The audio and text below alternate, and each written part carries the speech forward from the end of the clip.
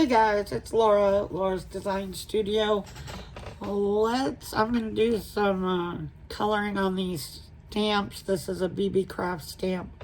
And I'm going to use my Pip Pastels and see how they hold up, like to do a card. This set did come with dies and stencils. But I'm not taking that route. I'm going to take this other route. So I just stamped them up with Memento Teal, one of the two. But I thought while I did this, we could talk about lupus. You guys, if you followed along, I was out for a while due to lupus and my vocal cords.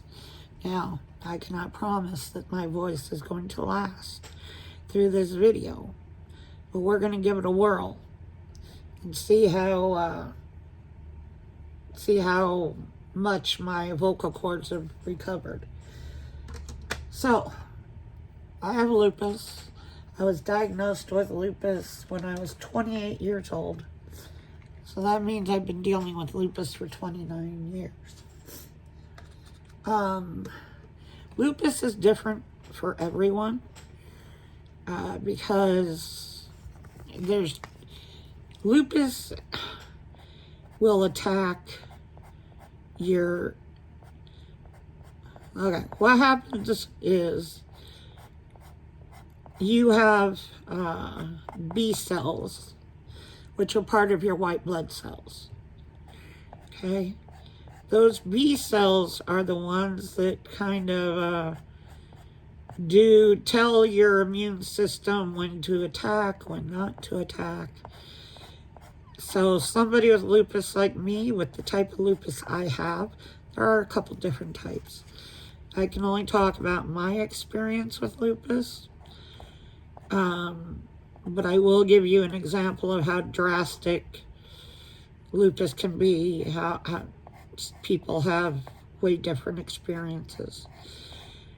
So, my B cells, basically with lupus, you produce too many B cells. And your B cells then decide to tell your immune system to attack everything. It doesn't know good from bad, nothing like that. It just attacks everything. Your B cells will attack your organs and your tissue. So, I'll just give you this example of how different lupus can be. I know a 27-year-old girl who was diagnosed at 18. She has had two double lung transplants. That's how they knew she had lupus, was because she went in, she wasn't, her lungs weren't working properly. So they gave her a lung transplant, and her lupus decided that lung transplant was no good and took out her lungs again. It attacked them and just, so they had to do a second lung transplant. Now, she's been in the hospital more than she's been out of the hospital because of other complications from lupus. Her lupus is now attacking her internal organs, namely her intestines at this point, stomach and intestines. Now, my lupus, like I said, I can only speak for me. My B cells, I produce way too many B cells. It tells my body to attack, my immune system to attack everything. So my lupus,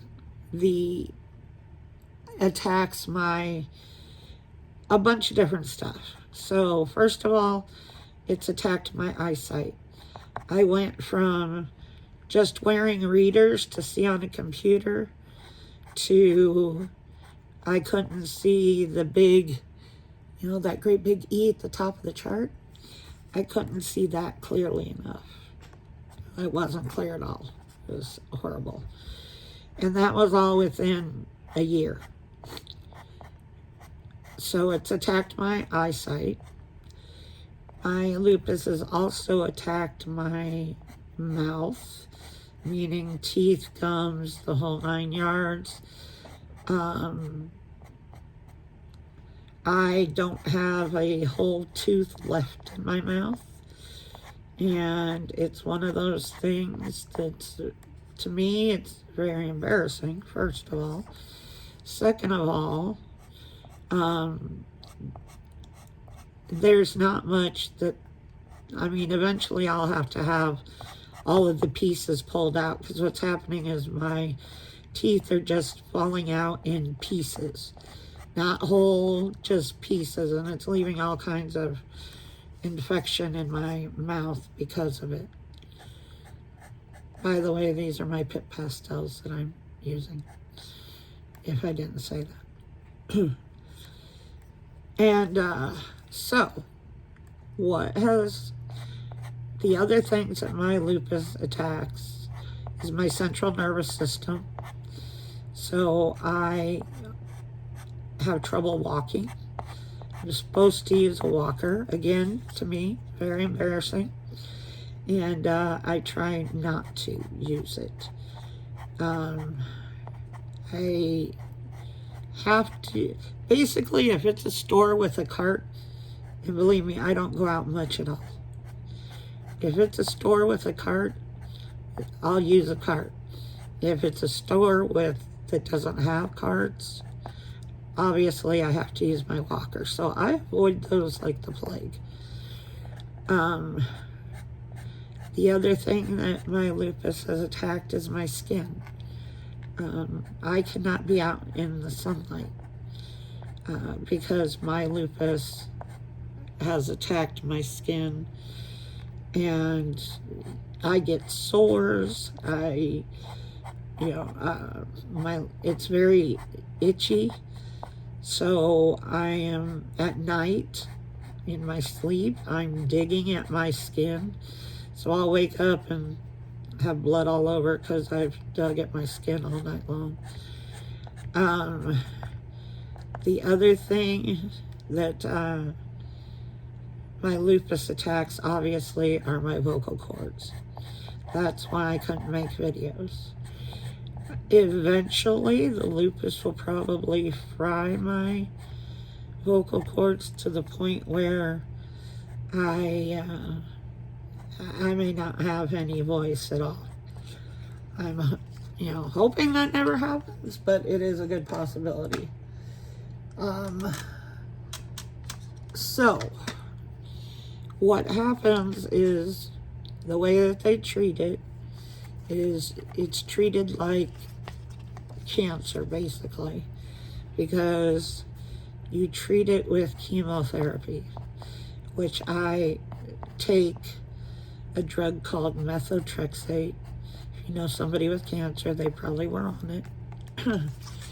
And the methotrexate, I take 8 pills once a week.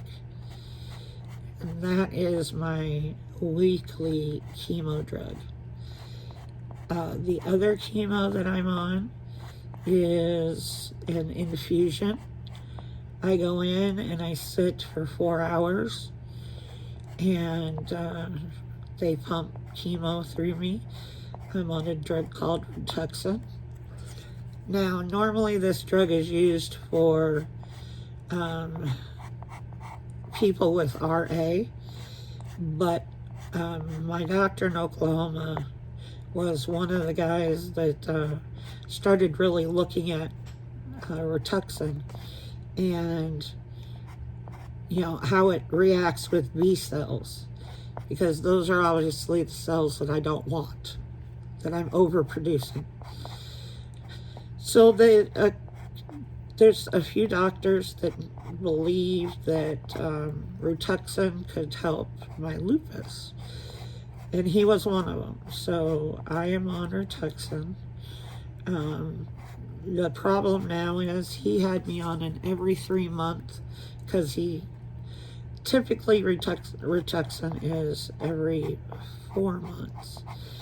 But my doctor talked to the Genentech who makes it and said there's no way I could go up 4 months, and got me on a every 3 month program. The problem is when I moved to Texas, this doctor isn't willing to ask, so I am on a every 4 month.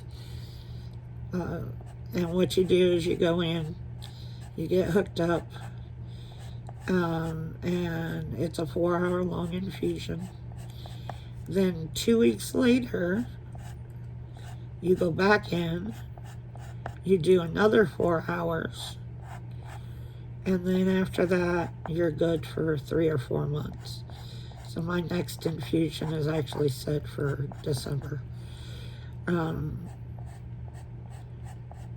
And that is kind of the overview of lupus. Like I said, lupus is very different for everyone. Some people don't have the things that I have. My situation is complicated by the fact that I have more than one autoimmune disease. So I have RA, rheumatoid arthritis, and I also have fibromyalgia, and because of my lupus, I also have POTS. Now, POTS is, what is it? Something tachycardia. What it means is when you stand up, your blood pressure bottoms out and you faint. I've done that many times in doctor's offices, in stores, not good in stores, you know, because you hit the ground, definitely. And I know when it's coming on because everything gets very foggy. And like this last time that I went to the doctor for my infusion, all of a sudden I looked at her and I said, POTS. Because I knew she would understand POTS. I'm like, POTS, meaning I'm about to pass out on you. So she helped me get to a chair really quick, and we avoided me hitting the ground, which is always nice. Hitting the ground is never fun. Luckily, I haven't had any real damage from hitting the ground. Meaning I haven't broke bones or, you know, anything like that. But, you know, people don't like it when you're passing out on them. I will say that, you know, technically I'm married. My husband I haven't seen in 3 years. And, because he told me, you know, we've been married 10 years. He knew about my lupus. He knew all that way before we even dated, because we were friends, because we both played pool a lot, so we knew each other. He has decided that my medical issues are too much for him to handle, and he told me to get out. So, you know, I got out.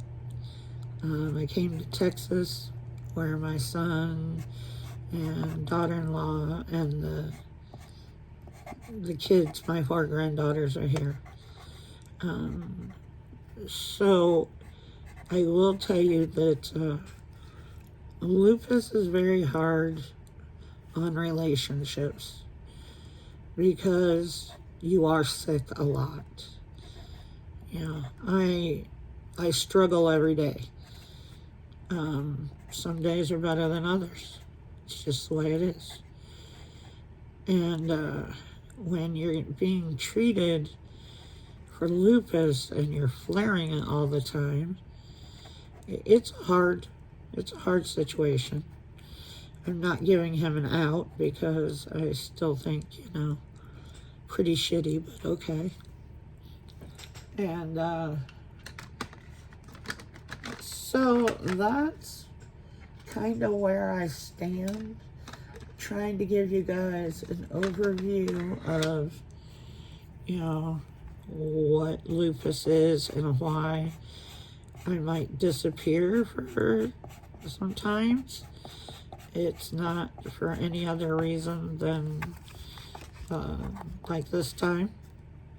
My lupus attacked my vocal cords, and I ended up with COVID. And the way that happened is when I went in for my first infusion a few weeks ago, my doctor's office did not know. It's not their fault. They did not know that somebody had come in with COVID. And I was there getting my infusion, and it was like a couple days later that I ended up getting sick. But it was weird because I would have 103 fever, and then I would go down to like 80. So it wasn't consistent, but I had all the other symptoms. No appetite, my voice, of course, was gone, which that part was lupus. But what happened is when I went in and they didn't know that somebody had come in with COVID, like I said, a couple days later I got sick. And then I was feeling a little better, but still had no voice. And so I went in for round 2 of my chemotherapy. And when I got there, the entire office was masked up. They were all wearing masks. So I asked my infusion nurse, I said, "What's with the mask? Did you guys have an outbreak?" And she said, "Yeah." And it was at the time that I was there. So I ended up with COVID on top of my lupus issue, which is never good. During the pandemic, I had COVID 3 times because my husband would not stay out of everything was supposed to be shut down. We're in Oklahoma.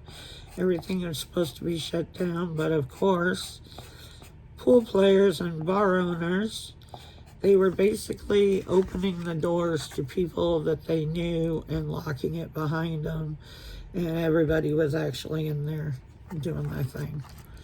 And he is a carrier. He's not somebody who gets stuff like that, but he is a carrier, so every time I turned around, he was bringing home lupus again, he was bringing home COVID again, which did not help my lupus at all. So, that is my story. Obviously, my voice is cracking a little bit, but, better than no voice whatsoever, which is where I was at. You guys can ask Carrie from Carrie's Crafts, my partner in crime. When I had no voice, I called her. Because she's like, "No voice?" I had no voice whatsoever. And I called her, and she and I were just laughing because it was comical how I had absolutely no voice. I'm used to it by now because when I do flare, my voice is usually one of the first things to go because that's lupus. I think it's intent on making me have no voice. But if you guys have questions, feel free to ask. I'm very open about my lupus and my other autoimmune diseases and my POTS and all that good stuff. So, if I leave you with questions, go ahead, put them down. I will answer them. I'm not, out here trying to hide anything, believe me. I think it's a subject that people don't understand, because the only time that people understand lupus are the ones that have lupus and the ones that know somebody with lupus. And like I said, everybody's lupus is different. Lupus doesn't just, attack one thing. It attacks many things, and it just, whatever your body decides it's going to attack, that's what it does. I have had the major organs that I get blood work done every couple of months, because the major organs that lupus usually targets is your liver and your kidneys. And so I have had times where my blood work came back and my liver was compromised, and so they take me off of the chemo medication for a month. They recheck and see if your liver has recovered. So far, mine has always recovered, and that's not the case for everybody, obviously. But I can say so far, mine has recovered. And then, you go right back on it and you start all over again. That's just the nature of the beast. Like I said, I'm sitting here coloring my flowers. I will end this video here, and if you guys do have questions, leave them down below. I will answer anything that I possibly can. And, of course, it's going to have to be based on my lupus, because I can tell you what is going on with that, but other people's, you just don't know. But I will see you guys. I'm going to try and get caught up. So you'll probably see a few videos while I have my voice still coming out. And if you have any questions, leave them down below and I'll answer them. And I'll talk to you guys in the next video. Bye.